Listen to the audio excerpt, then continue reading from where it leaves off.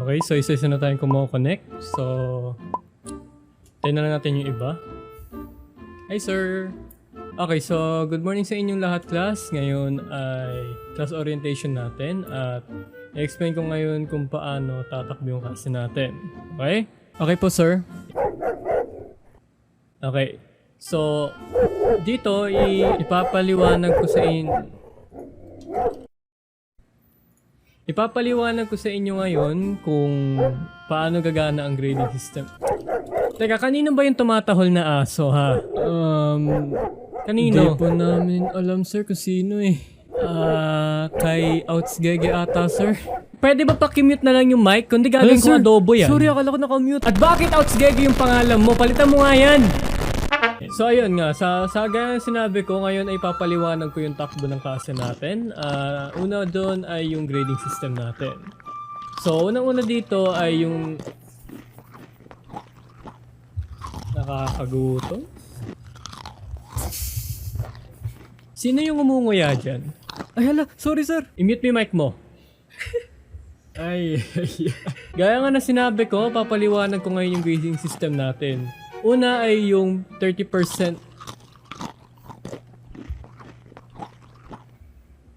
video, katulad na lang ng mga exercise na sabihin natin yung mga projects nyo, yung mga ganun.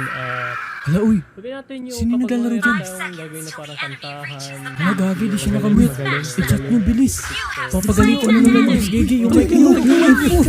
Uy, bilis. I-chat mo na lang. Pwede po ba pakimute muna yung mic dahil may nagsasalita dito. Hello?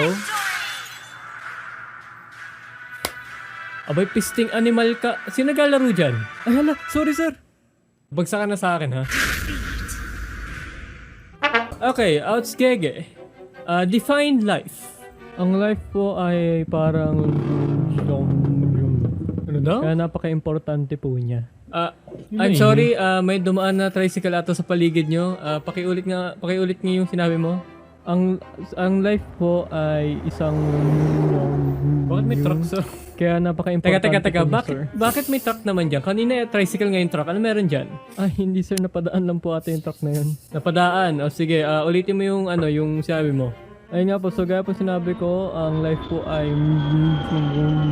Kaya napaka-importante niya po. Bakit may aeroplano ngayon dyan? Nasaan ka ba? Okay class, ngayon isa-isa tayo na kung saan ay ano mismo ang life motto nyo. Unahin muna natin si student 1. Ano ang life motto mo? Hindi ako tamad, sadyang masipag lang ako magpahinga. Okay, thank you Don.